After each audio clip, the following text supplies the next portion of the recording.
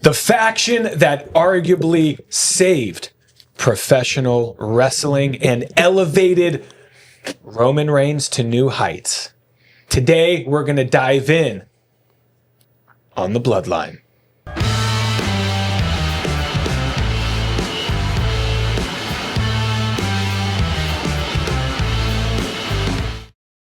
Got to throw the ones in there for the Bloodline, man. Throw them up. Throw them up wherever you are. Hey, you're not throwing it up.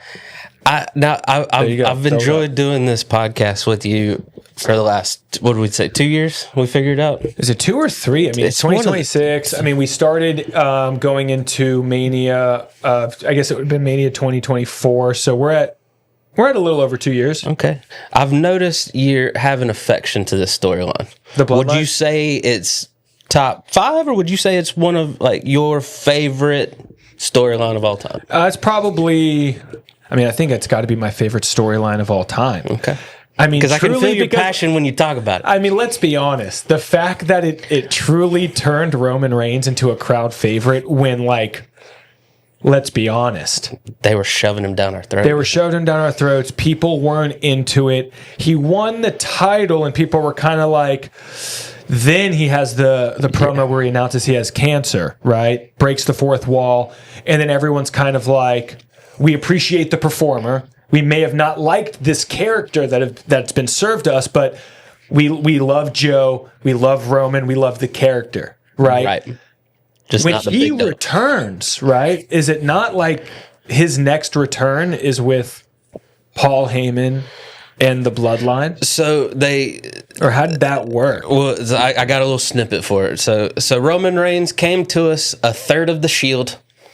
You know, didn't know too much about him. You know, a lot of wrestling fans knew, you know, Tyler Black on the Indies and John Moxley on the Indies. But yeah, and then, you know, Roman had, you know, a career as a college football player. Right. He's part of the Samoan lineage. So there is already this kind of like, you are... legacy. Right. He was the legacy of the group. The other two guys were indie darlings, you know? So everyone was like, well, Roman's just going to be the muscle, whatever. Never in a million years thought he'd be the star of the Shield. You know, they were positioning Dean Ambrose to be that guy. Yeah. You know, Seth and Roman were in a tag team. Ambrose was the single star. So then, you know, they shifted. They started pushing Roman Reigns down our throats after the Shield. You remember that big dog? Yeah. Countless times. The big dog. I will give it to him, countless title shots, and would just get it pulled right out from under the whole time. Yeah, I mean, Roman Reigns, you know, the big thing as the big dog was that he retired The Undertaker. But guess what? It's my yard now. But guess what? He didn't. He did not. The Undertaker just kept coming back for years. Yeah. So he finally, finally got the title late 2018. We still weren't on board. But then he came out as Joe and said his leukemia was back. So that was 2018. Late 2018. Late 2018. He didn't stay gone that long, though, because he came back February 2019. But unfortunately, it was the same old, same old. Right. Big dog shoved down our throats. But we were on board a little bit more this time. We were on board a little bit. I think he went against, was it Baron Corbin at Mania They or did something? the Shield reunion when Corbin, Lashley, and McIntyre? They did the Shield reunion to send off Ambrose. Yes. So his return, that was the highlight of his return. Right. Was they did the Shield, and so it turned him back into like a crowd favorite. Everyone loved him again. Yes. He just beat cancer, and we got the Shield back. And we got the Shield back. Because everyone loved, as soon as, you know, Rollins got done with the Authority thing, they loved Rollins and Ambrose, you know? So, Yep. But then, unfortunately, we're loving Roman, the pandemic hits. Yeah. He's immunocompromised, so him and the things that were going on in the world weren't matching. Wasn't he supposed to go against Goldberg at WrestleMania? At WrestleMania 36, and he was pulled from that a week before, replaced by Braun Strowman. God, WrestleMania 36 was such a mess. Roman dodged a bullet by not being involved in that. I do believe so. I agree with you on that. And in a way, he dodged a bullet with the storylines. Yes, because they were not good at that. Yeah, and he was still a babyface. 5-month hiatus. Which is great. Perfect time. Returned at SummerSlam. Because he wasn't in the Rumble or Mania that year, right? So, two massive... He returned at SummerSlam. The Fiend had just beaten Strowman, and he attacked both of them. With the, what was it? Crush everyone and leave or something? Destroy everyone and leave? Yeah. The following SmackDown, the camera pans over from Roman to Paul Heyman. Roman Reigns is now a Paul Heyman guy. And that shit sent shockwaves through everything. We were like, everything that we knew is out the window. But it kind of made sense because it was like, Paul Heyman needs a guy. Roman needs someone to talk for him. And let's go. So he turned heel for the first time since 2014. Instantly. Just being a Heyman guy, turned him heel. Loved it. That was when he had a triple threat match with The Fiend and Strowman at Payback 2020. He showed up late, let them beat each other up. Showed up late, won the Universal Championship. So that started his ridiculous reign. That's when, Jey Uso was like, we don't really care for what you're turning into, Roman. So that was the Clash of Champions, where he beat Jey so bad Jimmy threw in the towel. Then Roman would attack Jimmy, causing Jey to quit in their I Quit Hell in a Cell match. Yep. So using the twins against each other here, just showing how ruthless the new Roman Reigns was. New Jey, although he was forced, is now on board with the Tribal Chief. He lost that Hell in a Cell, so now he's got to acknowledge the Tribal Chief. Acknowledge him. Survivor Series, that's back when they were just doing Raw champ versus SmackDown champion, so he defeats Drew McIntyre. So his first win over Drew McIntyre to start Drew's just obsession against the Bloodline. Yep. Then came that ridiculously long but awesome feud with Kevin Owens.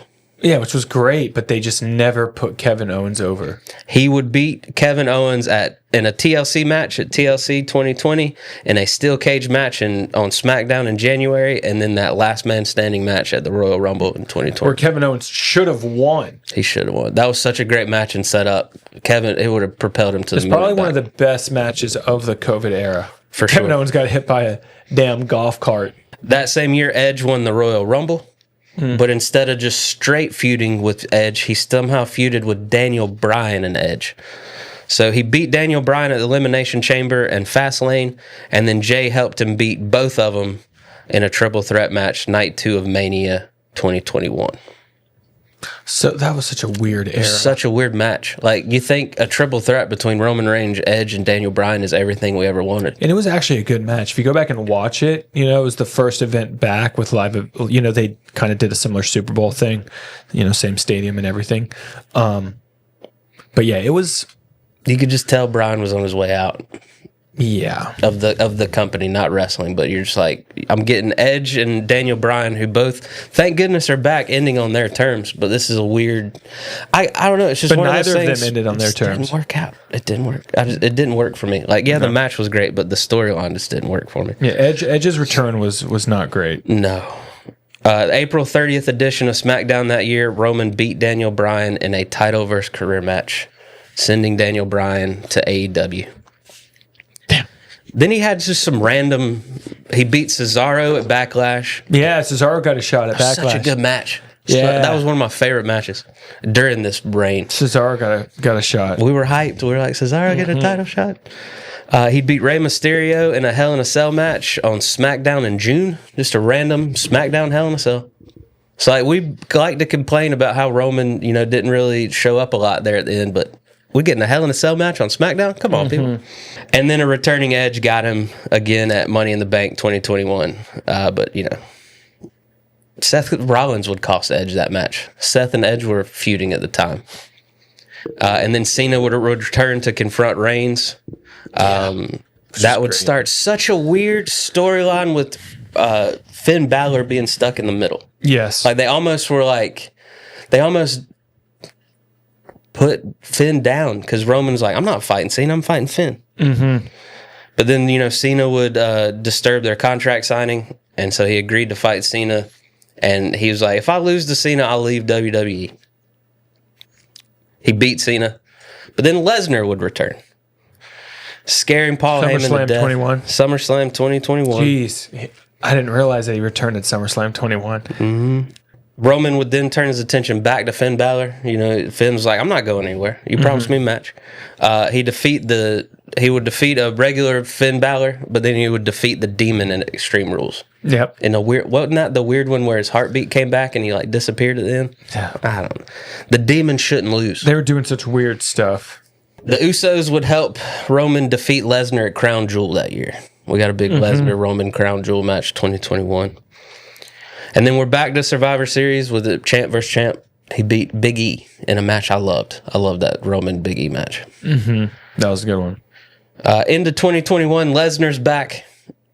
We get the Sami Zayn Roman Reigns match, but Brock just beats the mess out of Sami. So Roman wins in like 15 seconds. Where was that? I think it was one of those random paper PLEs at the end of 2021. It's like whichever one they were doing in December or something like that. Yeah. We get a title match set for Roman versus Brock at day one. Yes. That Atlanta. January 1st, 2022 in Atlanta, Georgia. On the build up to that, Roman fires Paul Heyman.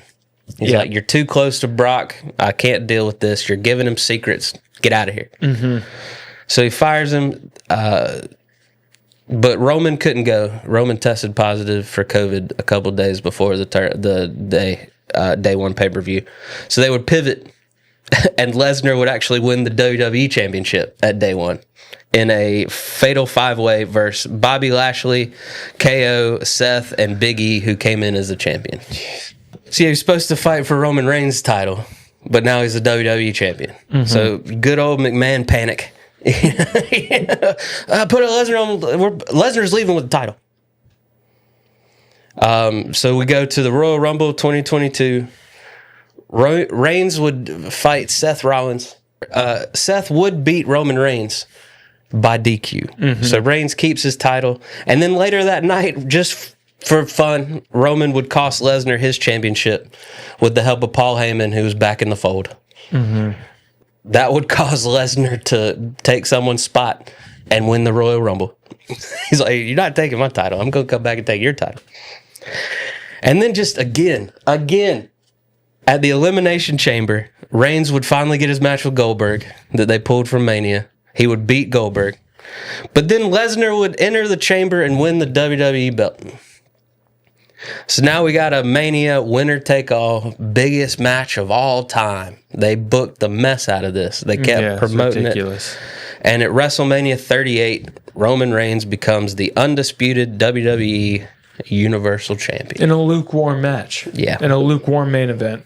So at Backlash, after WrestleMania, Reigns and the Usos go against RK Bro and Drew McIntyre. That was the one that they kept. This is WrestleMania Backlash. WrestleMania Backlash. So stupid. Yeah. The Bloodline would defeat RK Bro and Drew McIntyre. Because they didn't do a lot of losing back then. Exactly. Then on a June 17th episode of SmackDown, Roman Reigns would defeat Riddle. Lesnar would return on that episode. Ooh, Lesnar back. Yeah, which then would set up at SummerSlam 2022, last man standing match between Lesnar and Reigns. I was about to say, is that the one you were at? Nashville? Nashville. That's where Lesnar brought the tractor. Yeah, man. That's my favorite Lesnar. I don't ever want them to face each other again. That was my favorite. That was a great final match. If that hopefully is their final match, it was great.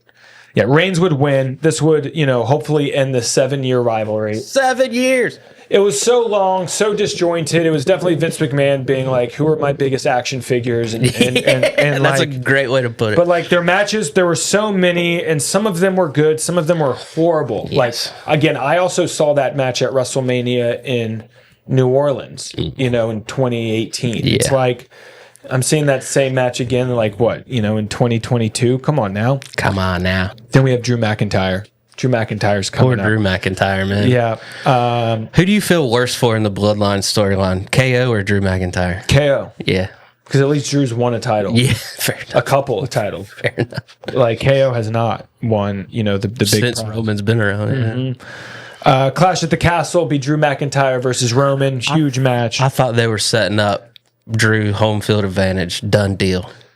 Well, that's what they've been setting up for years, only to create that disappointment, And this is where Solo Sikoa would debut to help the Tribal Chief return. The bloodline retain the grows. title. Yeah.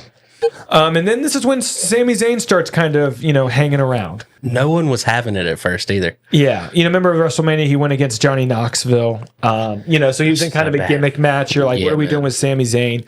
And, he starts hanging around. And then, this is when he introduces the term Usi on SmackDown.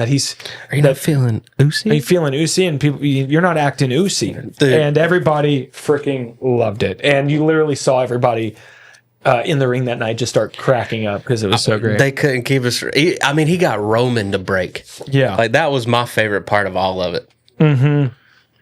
So then they have Crown Jewel, one of their big Saudi matches. They're like, who are we going to, what's a big match? So that's when they pull the trigger on Logan Paul, put him in this huge match against, Roman Reigns. And it actually ends up being an incredible match with some huge moments. And Logan Paul, really proves himself as like a true, star in the business. Best case scenario. Mm-hmm. It was a great match, and they did it at a pay-per-view I didn't care about. Yeah, totally. Later that month, we're in November at this point. So we have Survivor Series, and this is when we get War Games. The Bloodline would go into War Games. It was a pretty great match.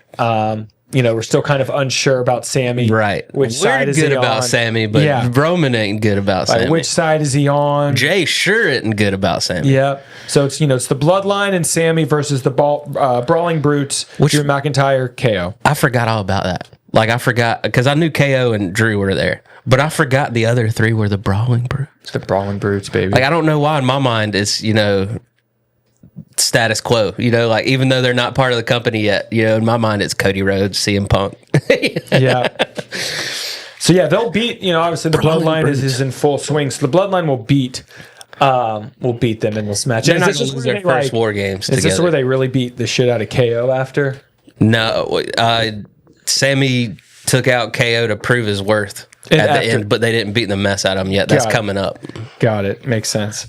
So then, after that, Sami ends up in tribal court, if you recall, after eating a pin versus Cena, and KO versus Roman. Yeah, Roman finally gave him a chance. He's like, you're tagging with me. Mm-hmm. And then he eats the pin. Yep. Poor guy, can't catch a break. Yeah. So 2023 kicks off, right? And at this point, everyone's already hyped. Roman's in, title reign is in the high 800s. Everyone's like, this is unprecedented, right? And we all think it could end any day. We all are like kind of waiting for it to get started. Waiting for it to end any day. So then we have Royal Rumble 2023, which was a great match between Roman and KO. This was their fourth time. Great match. And then after the match, this is where that beatdown happened. They handcuffed KO to the ropes and just wailed on this dude, and then handed Sami a chair.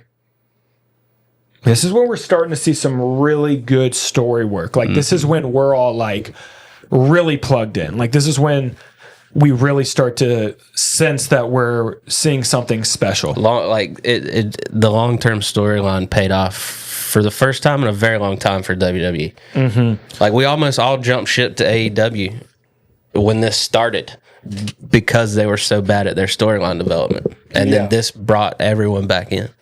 I mean, that's a WWE fan, I feel like. Yeah. But then wasn't it here that Sami Zayn turns on Roman at the Rumble? Roman hands him the chair to hit KO, and Sami hits Roman instead. Yeah.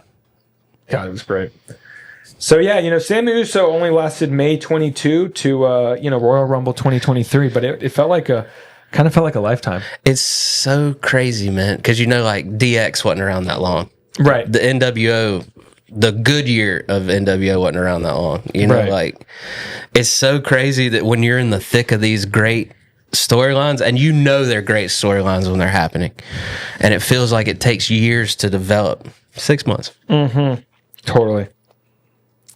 After Sami turns on Roman, he gets his shot at Elimination Chamber again. Again, we were like, are they going to do it? Are they going to do it? Hometown crowd for Sami Zayn. We're up in Canada, Montreal. It's great. But Sami would be unsuccessful. But we thought it could happen. We really thought it could happen. So you're saying there's a chance. But at the same time, Cody Rhodes had just won the Rumble, and we were kind of like, what are they going to do here? Yeah. What are we going to do? We also kind of knew they probably wouldn't, change the titles. It was wishful thinking on our part for sure. Because we all thought, this title reign had gone on long enough. They're going to have Cody Rhodes beat Roman Reigns at WrestleMania. Makes sense. WrestleMania 39. Makes perfect sense. WrestleMania Hollywood. Make it Cody. You know, they're on the cusp of, you know, we don't really know this, but this is when they're on the cusp of, you know, the TKO, you know, Endeavor, taking it to a whole nother level. All of that. This is where Cody, you know, is trying to finish his story. You think he's going to do it. You think he's going to do it. We all think he's going to do it. And then Roman wins. And we're all like, okay, let's caught off keep guard, this bro. going. Like now we're In at a good like, way. Now I was we're like, at they didn't give us the thing we thought they were going to do. Yeah. So we're like, now we're at like, you know, we're at a ton of days now. And this thing's only going to keep going, right? Yeah, I mean, that's where, again, Solo would help, you know, Roman defeat. And it was, you know, it was a great finish, actually. I got 39 queued up right now. I'm in the middle of it. Yeah, that's great. So also at WrestleMania 39 is where, you know, Sami Zayn and KO, who are still in each other's good graces, you know, won the tag titles. Do you think that was like our like consolation prize? They're like, hey, we didn't let KO or Sammy beat Roman, but we'll let them beat the Usos for the tag titles. Yeah, we'll let them maybe. start crumbling the bloodline. Yeah, quite possibly. So that would cause a little beef with Roman and the Usos. Roman's like, you lost your titles? So he's like, me and Solo going to go get your titles back. Solo going to go get your titles back, but then they lose. They lose to them at Night of Champions. And then during that match, the Usos accidentally, you know, hit Solo, spear Roman, really messing things up. So the Usos at this point are kind of set to, you know, leave the bloodline. Roman's still talking down to him, and they're not taking it anymore. Yeah, and Roman's about to hit, you know, 1,000 days, you know, with the titles. So starting to crack. Tensions are high, and this is where we get Money in the Bank 2023. Bloodline Civil War. Huge, huge match. Roman and Solo versus the Usos. It was good to see fan favorite Usos back. Yeah. Jay pins Roman. Usos get the win. It's a huge moment. It was great. First pinfall since December of 2019. Wow. Yeah. 4 years without a pin. Like 3.5 years without a pinfall. That's crazy. SummerSlam 23. We get Roman versus Jay in some tribal combat. This new thing where we're like, what is this? Jimmy would betray Jay because Jay was starting to act like Roman, and Jimmy was trying to check him. This was the first time I kind of second guessed the storytelling. You know, like they brought it back when, like, but at the time I was like, not this again. Not Jimmy just helping Roman beat Jay again. What are we doing here? But then the explanation actually made sense. Like, I don't want you to be Roman. Right.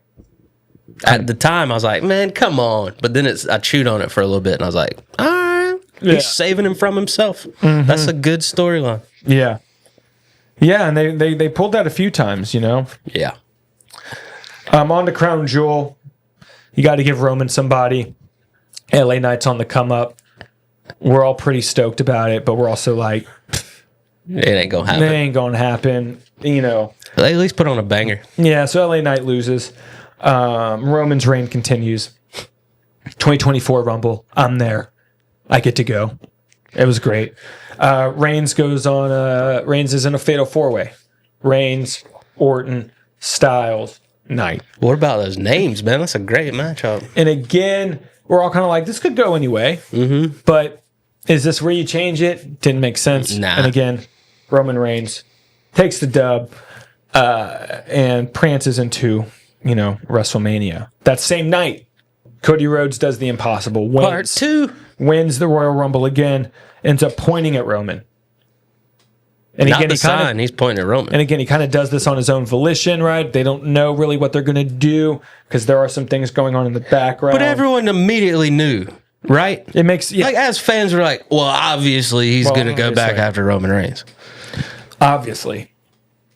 Then The Rock just starts kind of showing up on SmackDown. And there's that great promo that night where Cody Rhodes says,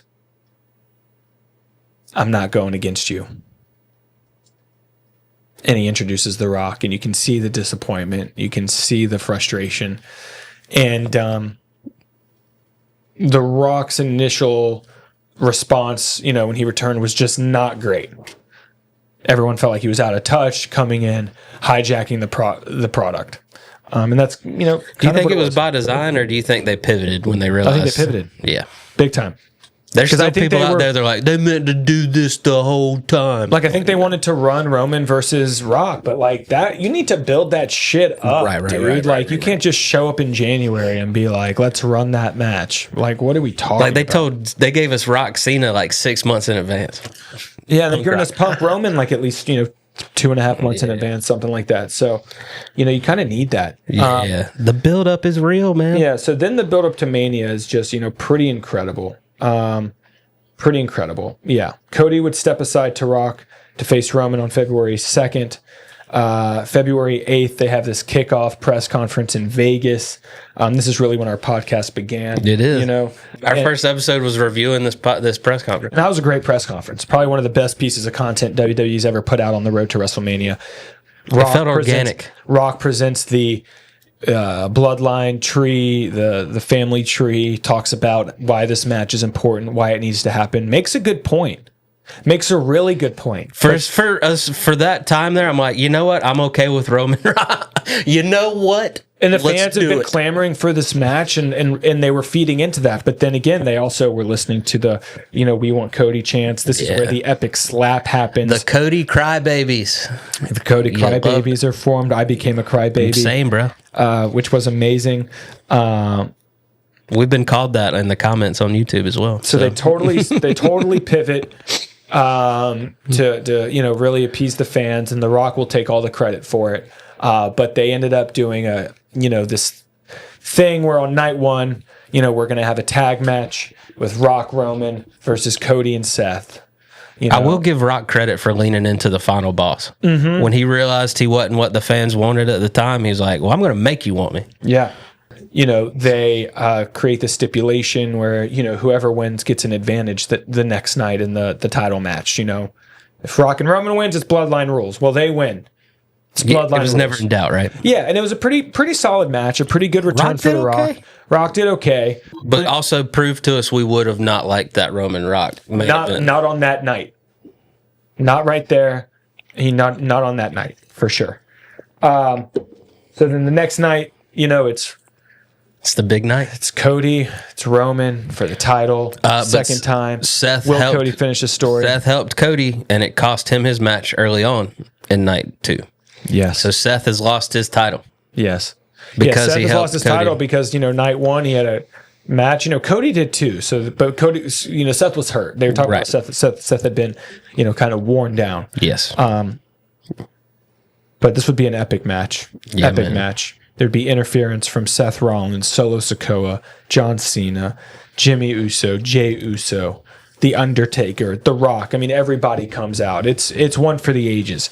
And this is where Cody will finish his story. He finished the Beats story. Roman Reigns. Roman Reigns. Can you imagine if Roman would have won that match? I mean, I think fans would have rioted. Ending his 1,316-day reign as champion. Wow. Unbelievable. Really I hope we amazing. don't ever see it again. Yeah, I mean, there's 4 years, videos man. of Roman and Paul walking out of Mania, kind of crying and just honoring the. Everybody would get a Rolex. I think everyone that was in that match got a Rolex, at least the top dogs. I mean, what a great storyline building up to Cody finishing his story. Mm-hmm. You know what I mean? Like, I haven't seen a Mania build up that great in a long and they gave it to us 2 years. Mm-hmm.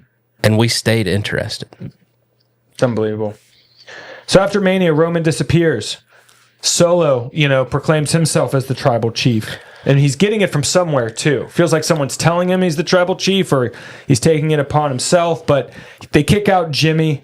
They threw Solo in the deep end here. And I know a lot of people weren't on board early on, but I thought he did a great job. Yep. They kick out Jimmy. In come the Tongas. Jacob Fatu. Heyman ends up getting kicked out. I mean, the bloodline is in full disarray, and it completely gets a kind of a new, we call it Bloodline Volume 2, where it was just like 2.0. It was like nobody from the original and a whole new cast. Then we get SummerSlam 24, where it's Solo Sikoa versus Cody Rhodes for the title. Cody Rhodes. Nobody was excited about this. I mean, we were just excited about the prospect of Roman returning, which did happen. Cody wins. Solo loses. Then we get Bad Blood 2024, where there's this new dynamic at play. Yeah, I enjoyed that video package of them meeting At Georgia Tech Stadium. Man. Both have ties to Atlanta. And they basically talk about how the new bloodline is like running rampant, like we can't have it. We need to team up to take them out. This is a one-time thing. Drew McIntyre did not like this. Yeah, this is where we start to see like strategic alliances with enemies, kind of really start seeing the heel turn of Drew McIntyre because of this. This was the shockwaves through it, But in Bad Blood 2024, it was great PLE. You had that match. Had no reason being that good. You had, the Hell in a Cell with, CM Punk, Drew McIntyre. You had the Goldberg, Gunther, stare down. I think there were some good women's matches. Yeah. But that was great. But then, because then also The Rock would return at the end to just stare down people. And it just didn't really make sense because, again, like... Because then you're like, of course he's behind Solo. It's like, have we seen him since, though? No. Have we seen The Rock since Bad Blood 2024 when he came back and just does that? But Cody was in that match. So if Cody's, we'll talk about that later. That ends up Crown Jewel. We get Roman and the Usos losing to the new bloodline. Set up War Games. What a team, man. Roman Reigns and the Usos. They get Sammy back in the fold. They're up against the bloodline. Who are they going to get to be their fifth? CM Punk, comes CM Punk. Well, now the bloodline needs another guy, so they get Bronson Reed. So it's Reigns, Usos, Sammy Punk versus the new bloodline and Bronson Reed. Roman pins Solo in the War Games. So now the Ulafalo is on the line at Tribal Combat at Raw on Netflix premiere. Roman defeats Solo. Rock puts the Ulafalo on Roman. Kind of effectively ending the bloodline storyline. Ending the storyline. At that point. And that's when, Rock would hug Cody that night. And, everyone was smiles and happiness. And very weird. And, Solo's crew would go to My Family Tree. And, Roman has become, and he's proud to say it, a part-timer. So...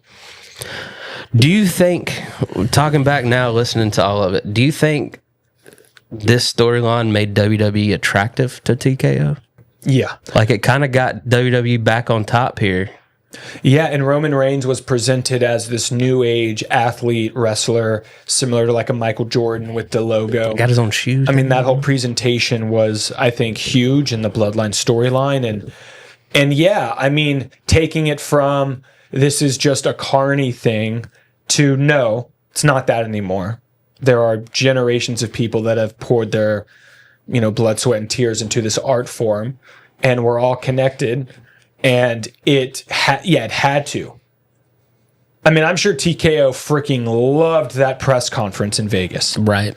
All eyes on it. That might have been the thing where they were they were already working with Rock. It was brilliant. Yeah. It was truly brilliant. Yeah. And it just opens the floodgates for now people can just be themselves, right? We can call back to what was in the business, but Cody can call back to his family, Randy to his family. Roman, it can be authentic. It doesn't need to be some weird, Matt and Jeff Hardy feuding over a girl. It's which was real. Which was very it had deep family ties to it, and I loved every second of it, man. Yeah. And I thoroughly... It was just so long and drawn out, but yeah, it was great. Well, I've talked to so many people, and WrestleMania 39 and 40 brought so many people back to being a fan again. Yeah. And this has so much to do with it. So people loved WrestleMania 39. I mean, Rhodes versus Reigns. I mean, Dusty Rhodes' son coming back to go against... I mean, it was pure cinema. WrestleMania 39. I mean, I'm sure most of y'all have seen it, but that is, 39 and 40 are the two best WrestleManias to just go back and watch back to back. Yeah, man. Just so good.